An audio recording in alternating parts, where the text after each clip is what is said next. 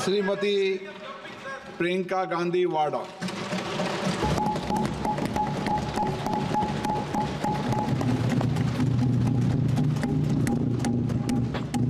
नमस्कार। माननीय अध्यक्ष महोदय जी, आज आपने मुझे इस सभा में बोलने का मौका दिया, इसके लिए मैं आपकी बहुत बहुत आभारी हूँ। सबसे पहले जो सुरक्षाकर्मी, जो जवान अफसर 13 दिसंबर को संसद की सुरक्षा के लिए शहीद हुए, उनके प्रति मैं श्रद्धांजलि व्यक्त करना चाहती हूँ। महोदय, हजारों साल पुरानी हमारी देश की, धर्म की एक पुरानी परंपरा रही है। ये परंपरा संवाद, चर्चा की रही है। एक गौरवशाली परंपरा है जो दर्शन ग्रंथों में, वेदों में, उपनिषदों में दिखती है। वाद विवाद और संवाद की हमारी पुरानी संस्कृति है। अलग अलग धर्मों में भी, इस्लाम में, सूफियों में, बौद्ध धर्म में, जैन धर्म में, सिख धर्म में भी ये वाद संवाद, ये चर्चा बहस, इसकी संस्कृति रही है। इसी परंपरा से उभरा हमारा स्वतंत्रता संग्राम। हमारा स्वतंत्रता संग्राम विश्व में एक अनोखा संग्राम था, एक अनोखी लड़ाई थी जो अहिंसा और सत्य पर आधारित थी। ये वाद संवाद की जो परंपरा है, इसको इस संग्राम ने आगे कैसे बढ़ाया? क्योंकि ये जो संग्राम था, ये जो लड़ाई थी हमारी आज़ादी के लिए, एक बेहद लोकतांत्रिक लड़ाई थी। इसमें देश के किसान, देश के जवान, देश के मजदूर, देश के अधिवक्ता, देश के बुद्धिजीवी, चाहे किसी भी जाति के हों, चाहे किसी भी धर्म के हों, चाहे किसी भी भाषा को बोलते हों, सब इस स्वतंत्रता संग्राम में शामिल हुए। सब ने हमारे देश की आज़ादी की लड़ाई लड़ी।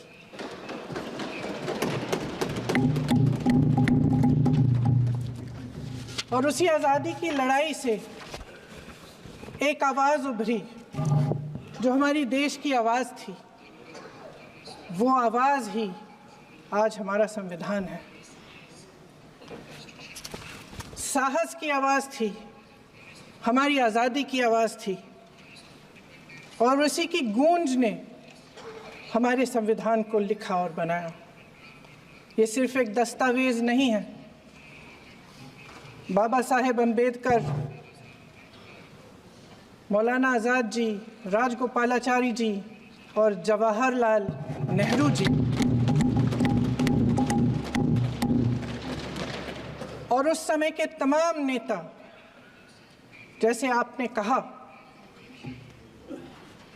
इस संविधान को बनाने की जो कार्य में सालों के लिए जुटे रहे। हमारा संविधान इंसाफ, उम्मीद, अभिव्यक्ति और आकांक्षा की वो ज्योत है जो हर हिंदुस्तानी के दिल में जलती है। अध्यक्ष महोदय, इस ज्योत ने हर एक भारतीय को ये पहचानने की शक्ति दी कि उसे न्याय मिलने का अधिकार है, कि उसमें अपने अधिकारों के लिए आवाज़ उठाने की क्षमता है, कि जब वो आवाज़ उठाएगा तो सत्ता को उसके सामने झुकना पड़ेगा। इस संविधान ने हर एक देशवासी को ये अधिकार दिया कि वो सरकार बना भी सकता है और सरकार बदल भी सकता है। ये ज्योत जो हर हिंदुस्तानी के दिल में जलती है, उसने हर हिंदुस्तानी को ये विश्वास दिया कि देश की संपत्ति में, देश की दौलत में, संसाधनों में उसका भी हिस्सा है, कि उसे एक सुरक्षित भविष्य की उम्मीद का अधिकार है, कि देश बनाने में भी उसकी भागीदारी है। उम्मीद और आशा की ये ज्योत मैंने देश के कोने कोने में खुद देखी है। उन्नाव में मैं एक रेप पीड़िता के घर गई, उसे जलाकर मार डाला था। वो शायद 20-21 साल की होगी। हम सब के बच्चे हैं। हम सोच सकते हैं कि अगर हमारी बेटी के साथ बार बार बलात्कार हुआ और फिर जब वो अपनी लड़ाई लड़ने के लिए गई तो उसको जलाकर मार डाला गया होता तो हम पर क्या बीतती। मैं उस बच्ची के पिता से मिली। उसके खेत जलाए गए थे, उसके भाइयों को पीटा गया था, उसके पिता को बाहर से घर के बाहर घसीट कर मारा गया था। उस पिता ने मुझे बताया कि बेटी, मुझे न्याय चाहिए। मेरी बेटी अपने एफआईआर को दर्ज करने के लिए जब ज़िले में गई तो उसको मना किया गया। अगले ज़िले में जाना पड़ा उसे। वो रोज़ सुबह 6 बजे उठकर तैयार होकर अकेली अपने मुकदमे को लड़ने के लिए अगले ज़िले में ट्रेन से जाती थी। उसके पिता ने मुझे कहा कि मैंने उससे कहा, बेटी अकेले मत जाओ, छोड़ दो ये लड़ाई। लेकिन उसकी बेटी ने उसको जवाब दिया कि नहीं पिताजी, मैं अकेली जाऊंगी, मैं लड़ूंगी, ये मेरी लड़ाई है, मैं इसको लड़ूंगी। ये लड़ने की क्षमता, ये हिम्मत उस लड़की को और करोड़ों भारत की नारियों को हमारे संविधान ने दी। आगरा में मैं अरुण वाल्मीकि के घर गई। अरुण वाल्मीकि पुलिस स्टेशन में काम करता था, सफाई का काम करता था। आप सोच सकते हैं हमारी तरह उसका भी परिवार था। नई नई शादी हुई थी, 2-3 महीनों का बच्चा था। पुलिस स्टेशन में चोरी हो गई। चोरी का इल्ज़ाम उस पर लगाया गया। उसके पूरे परिवार को उठाकर पुलिस स्टेशन में ले गए। आप हंस रहे हैं, लेकिन ये गंभीर बात है। और क्या गंभीर बात। शर्म करो, शर्म। अरुण वाल्मीकि को पीट पीट के मार डाला, उसकी बीवी को पीटा, उसके पिता के नाखून निकाले, उसके पूरे परिवार को पीटा गया। जब मैं उस जवान महिला से मिलने गई जो अभी अभी विधवा हुई थी, तो उसने मुझे कहा कि दीदी, हमें सिर्फ एक चीज़ चाहिए, हमें न्याय चाहिए और हम इस न्याय के लिए लड़ते रहेंगे, चाहे कुछ भी हो जाए। ये हिम्मत उस महिला को हमारे संविधान ने दी।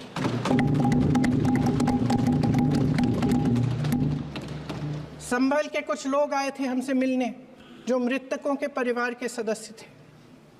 उसमें 2 बच्चे थे, अदनान और उजैर। आप सुनिए। उसमें 2 बच्चे थे, अदनान और उजैर। एक बच्चा मेरे बच्चे की उम्र का है, दूसरा उससे छोटा 17 साल का है। दर्जी के बेटे थे। दर्जी का एक ही सपना था कि वो अपने बेटों को पढ़ाएगा, लिखाएगा। एक बेटा डॉक्टर बनेगा, एक बेटा भी सफल होगा दूसरा बेटा भी अपने जीवन में सफल होगा। उनके पिताजी हर रोज उनको स्कूल छोड़ते थे। उस दिन भी स्कूल छोड़ने के बाद अपनी दुकान में चले गए। उन्हें पता नहीं था कि विवाद हो रहा है। उन्होंने भीड़ देखी, घर आने की कोशिश की तो पुलिस ने गोली से मार डाला। वो 17 साल का बच्चा अदनान मुझसे कहता है, वो 17 साल का बच्चा अदनान मुझसे कहता है कि मैं बड़ा होकर डॉक्टर बन के दिखाऊंगा, मैं अपने पिता का सपना साकार करूंगा। ये सपना, ये आशा उसके दिल में हमारे संविधान ने डाली। अध्यक्ष महोदय, हमारे देश के करोड़ों देशवासियों के संघर्ष में, अपने अधिकारों की पहचान में, इनकी कठिन से कठिन परिस्थितियों से लड़ने की अपार हिम्मत में और देश से न्याय की अपेक्षा में हमारे संविधान की ज्योत जल रही है। मैंने हमारे संविधान की ज्योत को जलते हुए देखा है और इसके साथ साथ ये भी समझा है कि हमारा संविधान एक सुरक्षा कवच है। एक ऐसा सुरक्षा कवच है जो देशवासियों को सुरक्षित रखता है, न्याय का कवच है, एकता का कवच है और अभिव्यक्ति की आज़ादी का कवच है। दुख की बात यह है कि मेरे सत्ता पक्ष के साथी जो बहुत बड़ी बड़ी बातें करते हैं, इन्होंने इन 10 सालों में ये सुरक्षा कवच, सत्ता पक्ष के मेरे साथियों ने ये सुरक्षा कवच तोड़ने का पूरा प्रयास किया है। संविधान में सामाजिक, आर्थिक और राजनीतिक न्याय का वादा है। ये वादा एक सुरक्षा कवच है जिसको तोड़ने का काम शुरू हो चुका है। लैटरल एंट्री और निजीकरण के जरिए ये सरकार आरक्षण को कमजोर करने का काम कर रही है। अगर लोकसभा में ये नतीजे नहीं आए होते तो ये संविधान बदलने का काम भी शुरू कर लेते। सच्चाई ये है अध्यक्ष महोदय कि आज संविधान बार बार इसलिए कह रहे हैं क्योंकि इस चुनाव में इनको पता चल गया कि इस देश की जनता ही इस संविधान को सुरक्षित रखेगी, कि इस चुनाव में हारते हारते जीतने से इन्हें एहसास हुआ कि ये संविधान बदलने की बात इस देश में नहीं चलेगी। आज जनता की मांग है कि जाति जनगणना हो। सत्ता पक्ष के मेरे साथी ने इसका जिक्र किया। ये जिक्र भी आज इसलिए हो रहा है क्योंकि चुनाव में ये नतीजे आए। ये जाति जनगणना इसलिए जरूरी है ताकि हमें पता चले कि किसकी क्या स्थिति है और नीतियां उस हिसाब से बने। इनकी गंभीरता का प्रमाण ये है कि जब चुनाव में पूरे विपक्ष ने जोरदार आवाज उठाई कि ये जाति जनगणना होनी चाहिए, तो इनका जवाब देखिए। इनका जवाब भैंस भाग भैंस चुरा लेंगे, मंगलसूत्र चुरा लेंगे, इनका ये जवाब था। ये गंभीरता है इनकी जाति जनगणना पर। महोदय, हमारे संविधान ने आर्थिक न्याय की नींव डाली, किसानों, गरीबों और को जमीन बांटी, भूमि सुधार किया, जिसका नाम लेने से कभी कभी आप झिझकते हैं और कभी कभी उनका नाम धड़ाधड़ इस्तेमाल किया जाता है अपने आप को बचाने के लिए।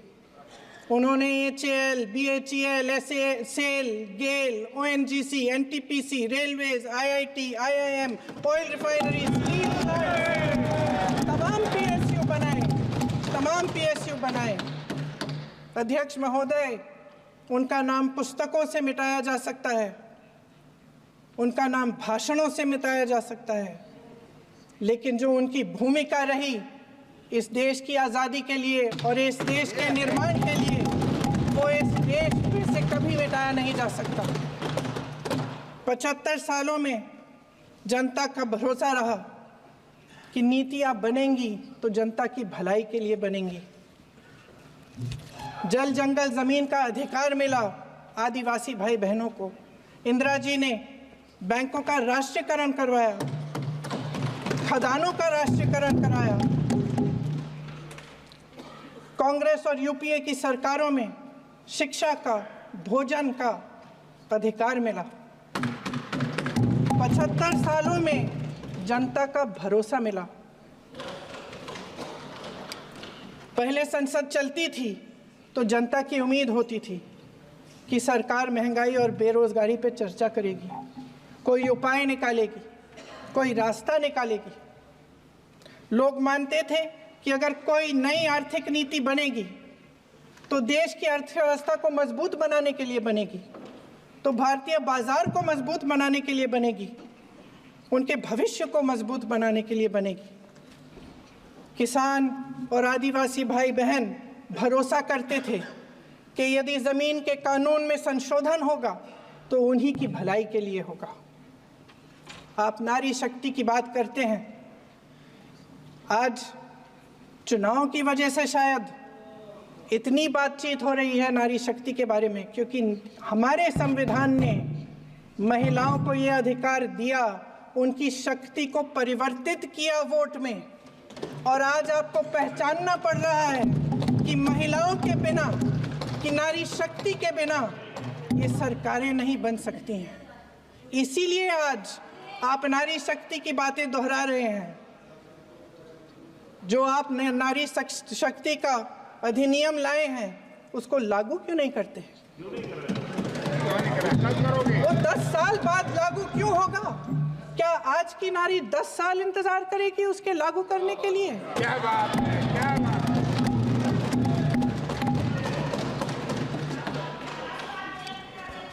आज संसद में बैठे हुए सत्ता पक्ष के मेरे साथी ज्यादा से ज्यादा अतीत की बातें करते हैं।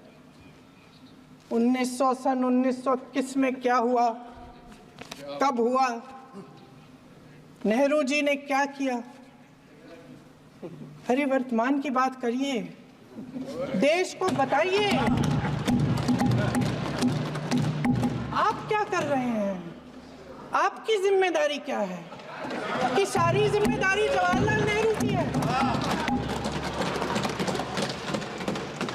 अध्यक्ष महोदय जी, ये सरकार आर्थिक न्याय का सुरक्षा कवच तोड़ रही है। आज संसद में बैठी ये सरकार बेरोजगारी और महंगाई से जूझ रही हमारी जनता को क्या राहत दे रही है? कृषि के कानून भी बड़े बड़े उद्योगपतियों के लिए बन रहे हैं। सही एमएसपी को छोड़िए, डीएपी तक नहीं मिल रहा है।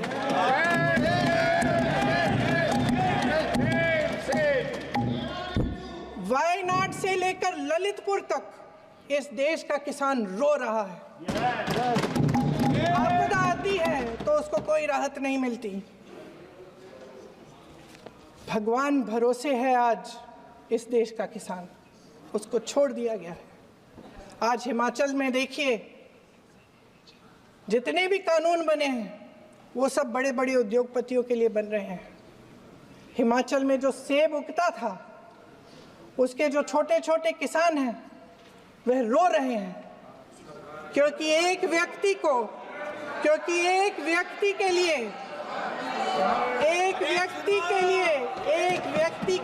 सब कुछ बदला जा रहा है। सुनने की हिम्मत रखो।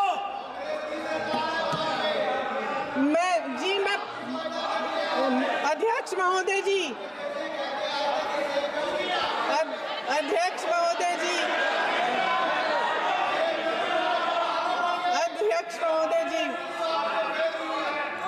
महोदय जी, सारे कोल्ड स्टोरेज प्रदेश की सरकार ने नहीं दिए, कोल्ड स्टोरेज आपकी सरकार ने दिए।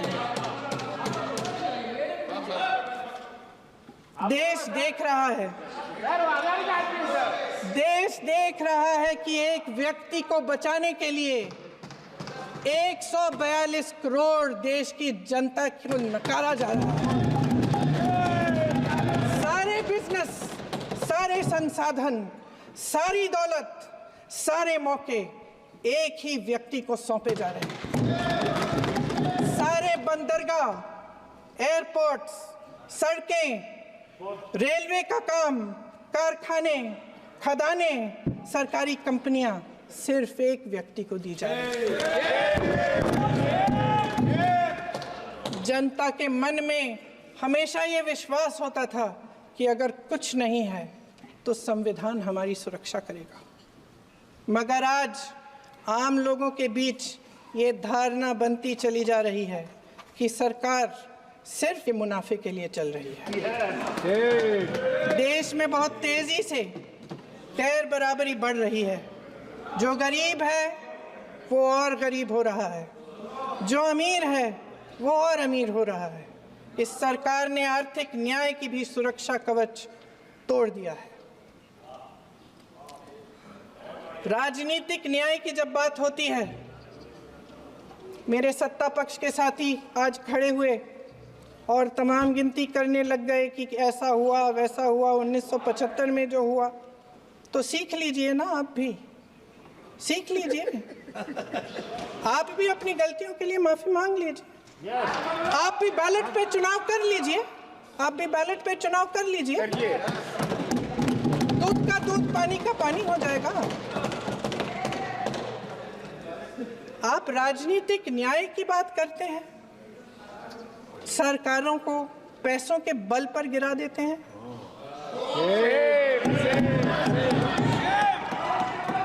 मेरा आग्रह है कि अपन संविधान में सकारात्मक बोले।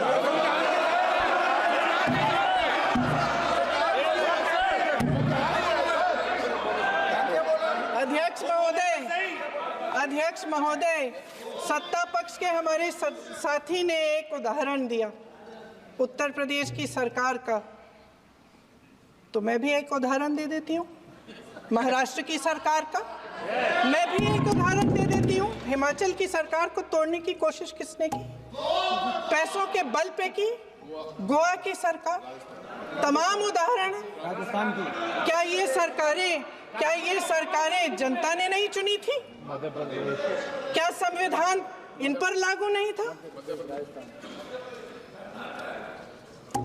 पूरी देश की जनता जानती है कि इनका हंसती है, जानती है कि इनके यहाँ तो वॉशिंग मशीन है।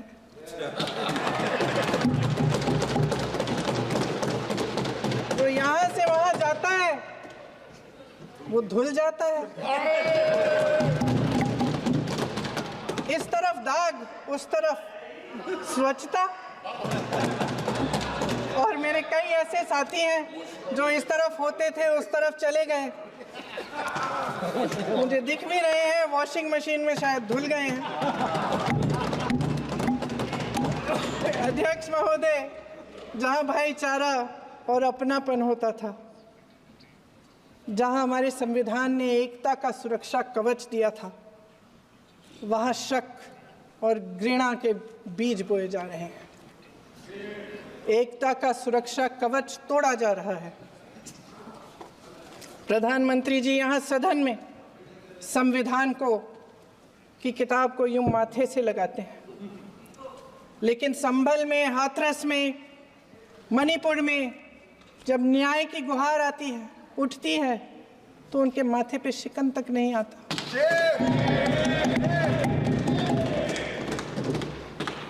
शायद समझ नहीं पाए हैं कि भारत का संविधान संघ का विधान नहीं है।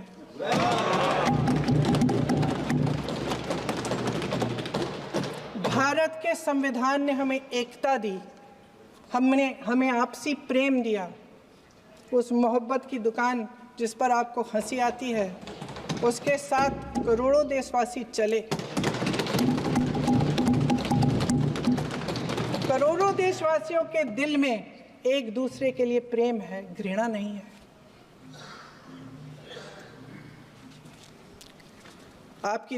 इनकी जो विभाजनकारी नीतियां हैं, उसका नतीजा हम रोज देखते हैं।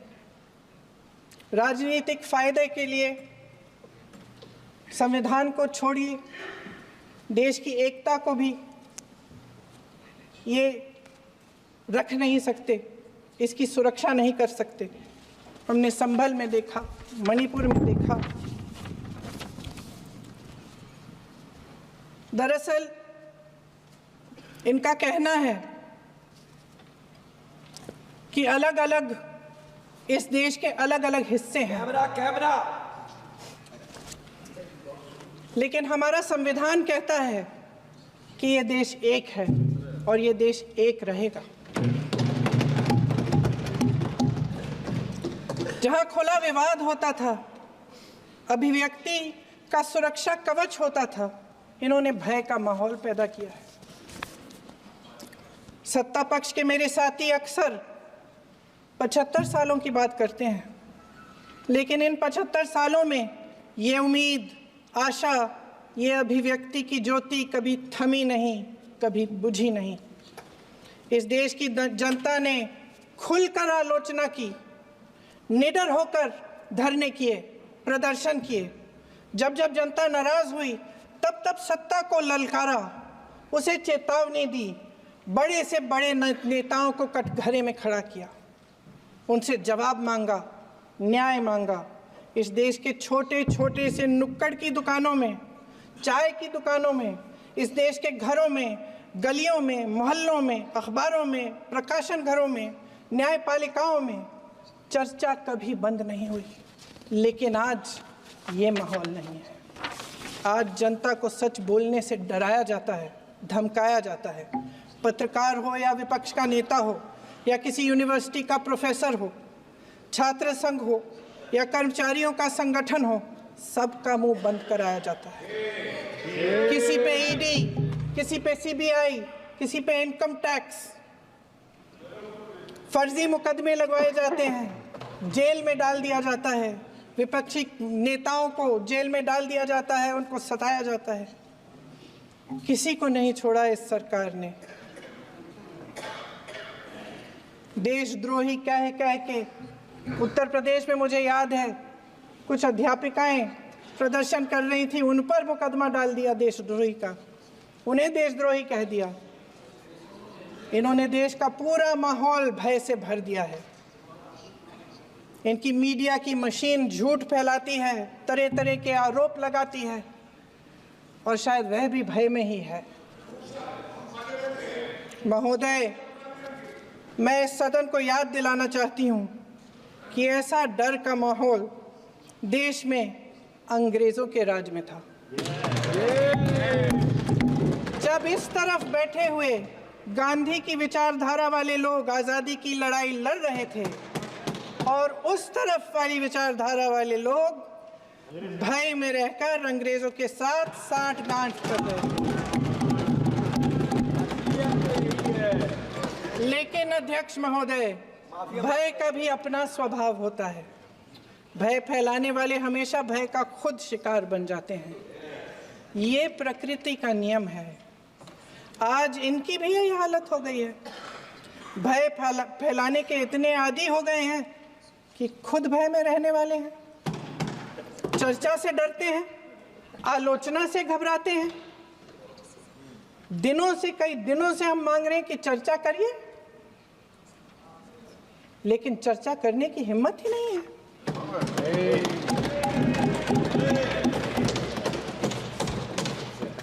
एक कहानी होती थी अध्यक्ष महोदय, शायद बचपन में आपने भी सुनी होगी। राजा भेष बदलकर बाजार में आलोचना सुनने जाता था। ये सुनने जाता था कि प्रजा मेरे बारे में क्या कह रही है, मैं सही रास्ते पे चल रहा हूँ कि नहीं। लेकिन आज का राजा, भेष तो बदलते हैं आज के राजा, शौक तो है उनको भेष बदलने का, लेकिन न जनता के बीच जाने की हिम्मत है और न आलोचना सुनने की। महोदय, मैं तो सदन में नहीं हूँ।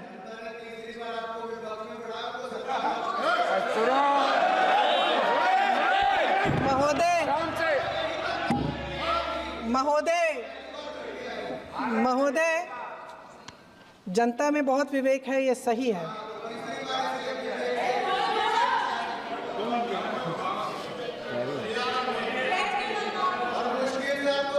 अच्छा महोदय, मैं सदन में नहीं हूँ, कुछ, हाँ ठीक है, मैं सदन में नहीं हूँ, मात्र 15 दिनों से आ रही हूँ। लेकिन मुझे ताज्जुब होता है कि इन 15 दिनों में